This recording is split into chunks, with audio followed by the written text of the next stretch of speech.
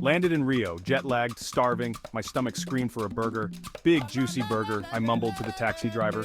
He chuckled. Amigo, this is Brazil, we dance with passion, eat with gusto. But burgers? Not so much.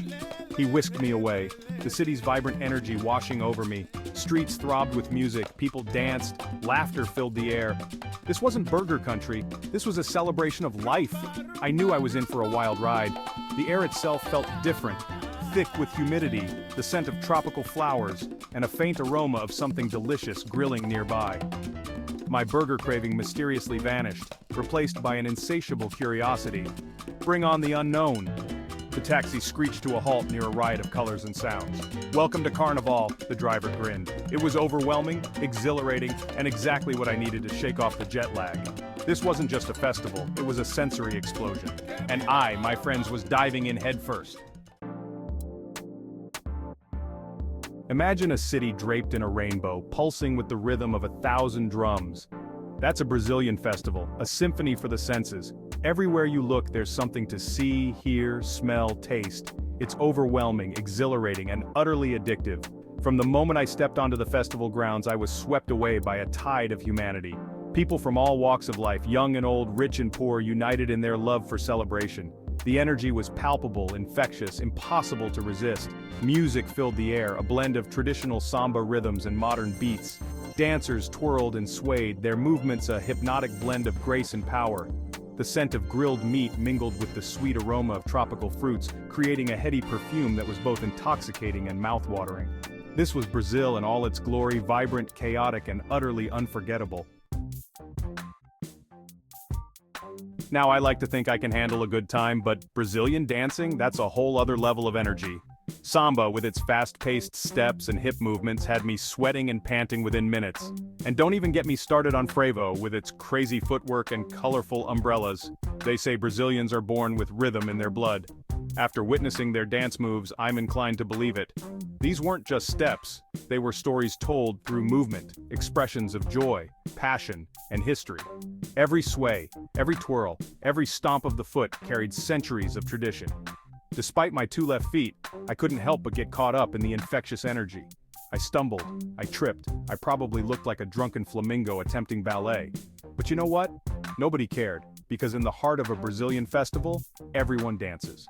And in that moment, I truly understood the meaning of letting go and embracing the rhythm of life.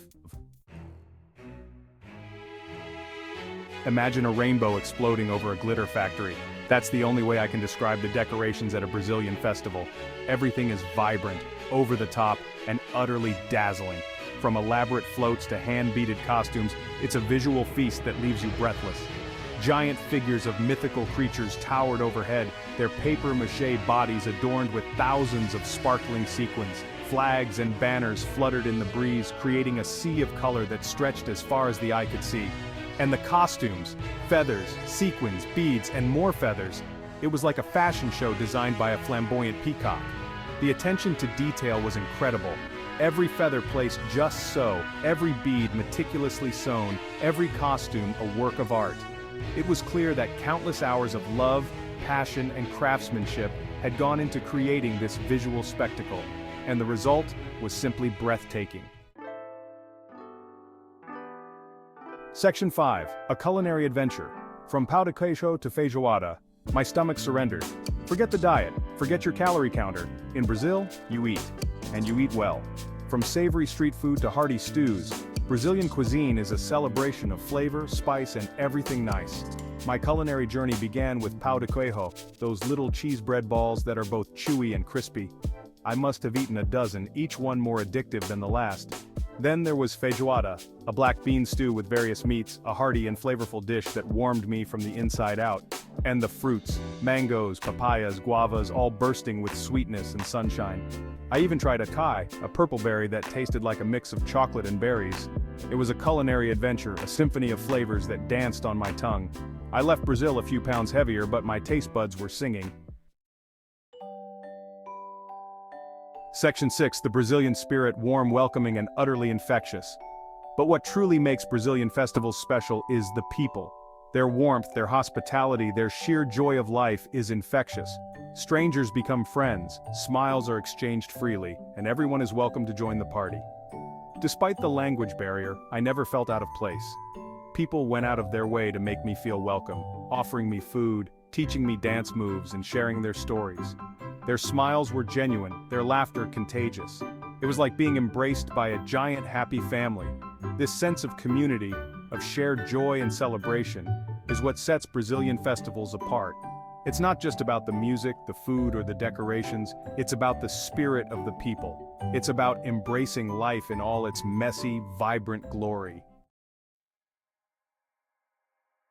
Section 7.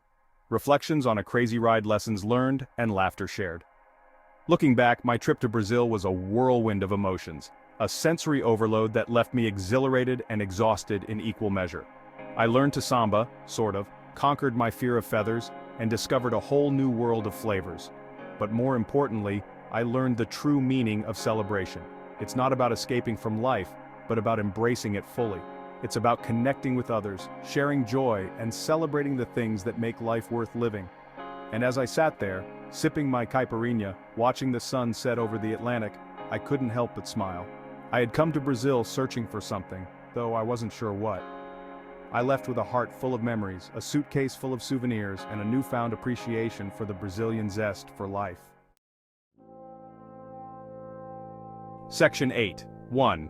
Last caipirinha, saying goodbye to the Brazilian magic. Leaving Brazil felt like saying goodbye to a long-lost friend.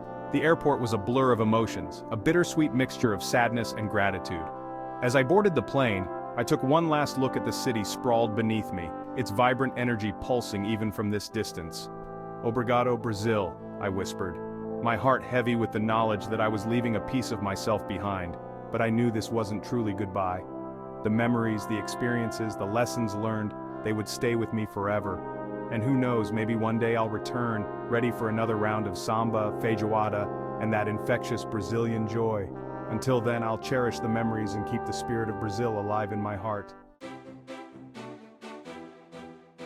Section 9. Final thoughts. Life is too short for bland travel. So, if you're looking for an adventure, a chance to immerse yourself in a culture that embraces life with open arms, book a ticket to Brazil. Go for the festivals, stay for the people, and prepare to have your senses ignited. Trust me, it'll be a trip you'll never forget. And hey, if you happen to find a decent burger joint in Rio, let me know. A guy's got to keep his options open, right?